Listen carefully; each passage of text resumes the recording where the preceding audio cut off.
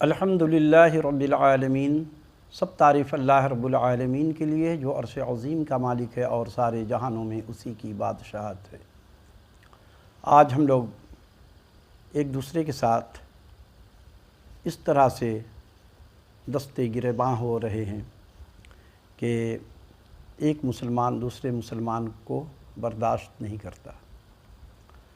ایک کومنٹس میں کسی نے سوال پوچھ لیا کہ کیا ڈاکٹر ذاکر نائک کو سننا چاہیے یا نہیں سننا چاہیے۔ اب بیچارے لوگ بھی پریشان ہیں ان علماء کرام کی وجہ سے۔ علماء کرام کہتے ہیں کہ ڈاکٹر ذاکر نائک کو سنو گے تو گمراہ ہو جاؤ گے، قرآن کو ترجمہ سے پڑھو گے تو گمراہ ہو جاؤ گے۔ اگر گمراہ ہو جائیں گے قرآن کو سننے سے، قرآن کو اگر ہم ترجمہ سے پڑھیں گے اور گمراہ ہو جائیں گے تو قرآن کا ترجمہ آپ نے کیا کیوں؟ اور اللہ نے تو کہیں پہ یہ نہیں کہا کہ علماء کرام آپ کو سمجھائیں گے اور انہی سے آپ کو پڑھنا ہے اور پھر قرآن تو سب کے لیے ہے۔ اور رہی بات ڈاکٹر ذاکر نائک صاحب کو سننے کے لیے، تو یہ علماء کرام دراصل وہی بات کر رہے ہیں جو نبی صلی اللہ علیہ وسلم کے بارے میں کافر کہا کرتے تھے، اپنے نوجوانوں کو، اپنے عزیزوں کو، رشتہ داروں کو، دوست کو، سب کو یہ پیغام دیتے تھے کہ محمد الرسول اللہ صلی اللہ علیہ وسلم کی باتیں مت سننا ورنہ دین سے نکل جاؤ گے، تمہارا دین چلا جائے گا، یعنی کہ تمہیں گمراہ کر دے گا۔ ان کے مطابق تو وہ حق پر تھے، تو وہ کہتے تھے کہ تم پھر بھٹک جاؤ گے۔ لیکن کچھ نوجوان حوصلہ کیا کہ آخر بات کیا ہے، ہمارا ایمان اتنا کمزور کہاں ہے، میں تو بات سنوں گا۔ جب انہوں نے نبی صلی اللہ علیہ وسلم کی باتیں سنی تو ان کو یقین ہو گیا کہ یہ ہمیں جو منع کیا جا رہا ہے وجہ یہی ہے کہ سچ اور حق کی پہچان ہو جائے گی۔ تو انہوں نے حق پہچانا اور نبی صلی اللہ علیہ وسلم کو پہچان لیا، اور وہ نبی صلی اللہ علیہ وسلم سے متاثر ہو کر کے اسلام قبول کر کے اسلام میں داخل ہو گئے۔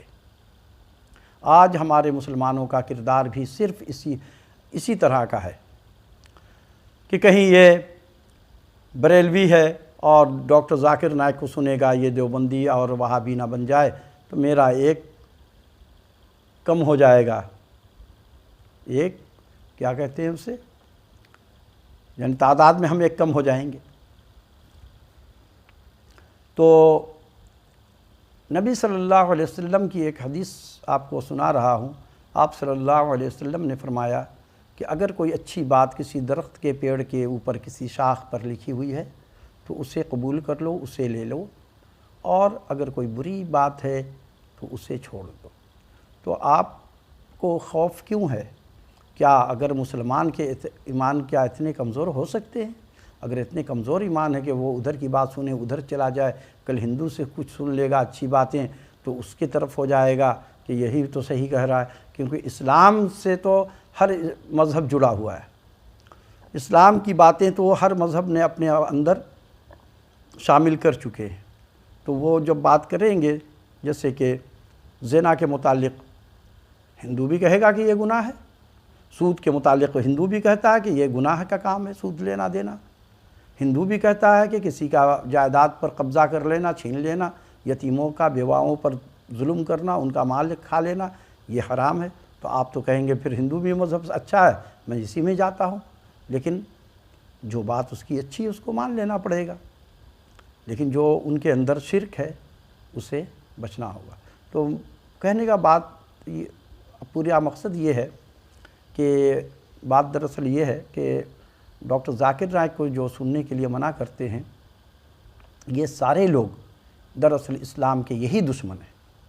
اور آپ کو میں گارنٹی سے بتا رہا ہوں کہ اسلام کا دشمن کوئی کافر نہیں ہے۔ صرف کافر کو یہ لوگ ڈھال بناتے ہیں، اس کو استعمال کرتے ہیں کہ کافر ہمارا دشمن ہے۔ آج میں آپ سے عرض کر دوں کہ اسلام کا دشمن مسلمان میں ہی پیدا ہوا۔ نبی صلی اللہ علیہ وسلم کا گستاخ مسلمان ہی ہے۔ تسلیمہ نسرین کون تھی؟ مسلمان۔ اسد انور نور یا اسد نور ایسے کچھ نام ہے، یہ بھی مسلمان تھا۔ نازیہ الہی یہ کون تھی؟ یہ بھی مسلمان تھی، یہ بھی اسلام کی دشمن۔ چیف جسٹس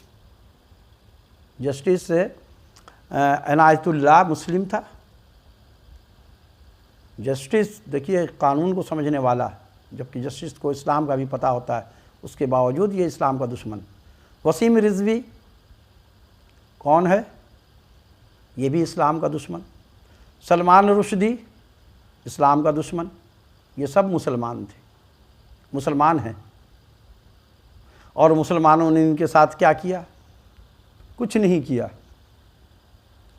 صرف یہ لوگ اپنے مقصد کے لیے لڑتے ہیں، اسلام کے لیے، دین کے لیے کسی کے اندر کوئی جذبہ نہیں ہے، کوئی شوق نہیں ہے۔ اور ڈاکٹر ذاکر نائک ظاہر ہے کہ وہ کوئی اسلحہ لے کے تو چلتا نہیں ہے، اس کے ساتھ کوئی دہشت گرد ٹیم کا وہ کپتان تو ہے نہیں کہ ہاں وہ حکم دے دے گا ان کو مروا دے گا۔ ان کو پتہ ہے کہ وہ ایک اچھا مسلمان ہے، لہٰذا اس کے اوپر جتنا بھی فتوے لگا دو۔ تو یہ جو کہتے ہیں کہ ڈاکٹر ذاکر نائک کو سننے سے گمراہ ہو جائے گا، وہ جو گمراہ ہوگا وہ یقیناً پہلے سے گمراہ ہے۔ ورنہ میرا ایمان کیا اتنا کمزور ہے کہ اگر آج میں دیوالی کی تقریب دیکھ لوں ہندو کی تو میں ہندو بن جاؤں؟ استغفر اللہ۔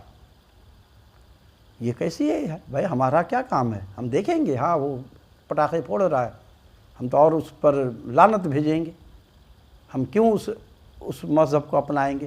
ہاں بہت سے ہندو مسلمان، بہت سے مسلمان ایسے بھی میں نے دیکھے جنہوں نے عورت کے پیچھے ہندو بن گئے۔ اسی کراچی کے اندر ہندو سے شادی کر لیا انہوں نے، اور کورٹ میں انہوں نے جا کر کے فارمیلٹی پوری کر لی کہ وہ یہ مسلمان ہو گئی، لیکن حقیقت میں وہ مسلمان ہوئی نہیں تھی، صرف وہ کاغذ بتا رہا ہے کہ یہ مسلمان ہوئی ہے، اس نے کورٹ میں کلمہ پڑھا، لیکن اصل میں ایسے مرد، ایسی عورت جو دین کو تبدیل کرتی ہے شادی کے لیے، دولت کے لیے، شہرت کے لیے، اس کا کوئی دین نہیں ہوتا۔ وہ عورت ہندو بھی نہیں تھی، وہ مسلمان بھی نہیں تھی، وہ اللہ رسول کو کسی کو نہیں مانتی ہے، اور شوہر کو بھی کسی دین سے نہیں تھا، مسلمان تو وہ بھی تھا، کبھی اس کو نہ مسجد میں نہیں دیکھا، کبھی کسی اچھے کام میں نہیں دیکھا، ایسے میں نے دیکھے۔ اب شریعتاً تو ان کو قتل کر دینا چاہیے کیونکہ یہ مرتد ہو گیا، اور وہ اس کے مذہب کے مطابق اس کا بھی کوئی نہ کوئی سزا دینے کا طریقہ ہے، لیکن کیا ہے، وہ کورٹ میں گئے کہ جی میں نے اس کو مسلمان کرنا چاہتا ہوں، کورٹ نے فیصلہ دے دیا، نکاح کر لیا دکھانے کے لیے۔ کچھ نہیں، میں گیا تو دیکھا وہاں پر کہ وہ اپنے عید، ان کا جو تہوار ہوتا ہے عید، جس کو وہ لوگ بھی عید ہی اب کہنے لگے ہیں، تو انہوں نے دیکھا کہ وہ ہولی میں رنگ بھی کھیل رہی ہے اور دیوالی میں پٹاخے بھی پھوڑے جا رہے ہیں، اور بھی تہوار ان کے آتے ہیں وہ سب مناتی ہے، اور پھر کہتی ہے ہم مسلمان ہیں۔ میں نے تو ان سے تفصیلی بات کیا، کوئی دین نہیں ہے ایسے لوگوں کا۔ تو جو مسلمان ہوگا وہ کسی طرح سے بھی اپنے دین کو نہیں چھوڑے گا، اور جو لوگ ہر طرف چلے جائیں گے، اب ایسے ایسے معاملات میں کہ ایک عورت کے پیچھے تم نے اپنا دین ہی ختم کر لیا، تم مشرک بن گئے، تو ایسے لوگوں کا دراصل دین ہوتا ہی نہیں ہے، ورنہ انسان ایسا ہرگز مسلمان نہیں کرے گا۔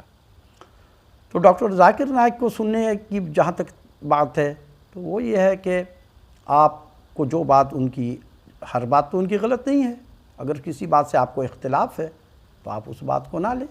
اگر وہ کہتے ہیں مزار پہ جانا گناہ ہے، شرک ہے، تو آپ جائیے، مت مانیے ان کی بات کو، لیکن جو بات وہ صحیح کر رہے ہیں اس کو تو آپ کو ماننا پڑے گا۔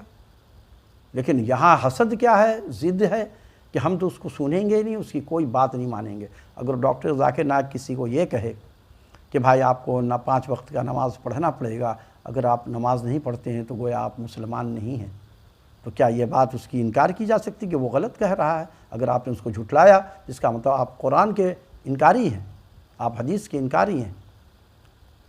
نبی صلی اللہ علیہ وسلم نے کہا کہ جو شخص نماز کو جان بوجھ کر کے ترک کر دیا، نماز پڑھتا نہیں ہے، اس کا کوئی دین نہیں ہے، اس کا کوئی مذہب نہیں ہے، کوئی ایمان نہیں ہے، وہ مسلمان کہلانے کے لائق نہیں ہے، وہ ہماری امت میں نہیں ہے۔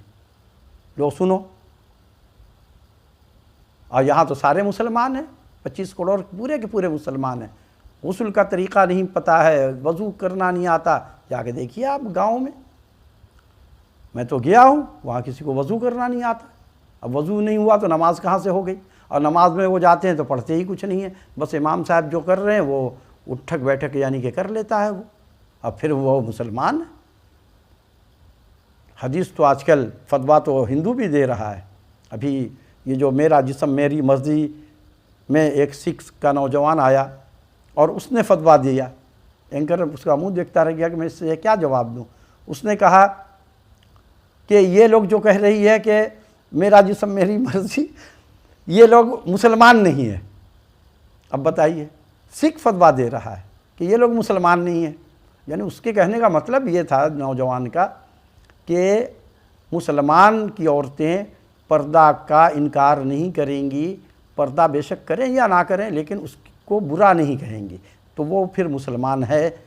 اور اگر کسی نے کہہ دیا یہ پردہ کو ہم مانتے نہیں ہیں، ہم پردہ کو جانتے نہیں ہیں، پردہ کیا چیز ہے، یہ تو فضول واہیات ہے، اگر ایسا جملہ کسی نے کہا تو اس کا ایمان ختم ہے، وہ مشرک ہو گیا، کیونکہ اللہ کے قرآن کو جس نے جھٹلایا اور انکار کیا وہ مشرک ہے۔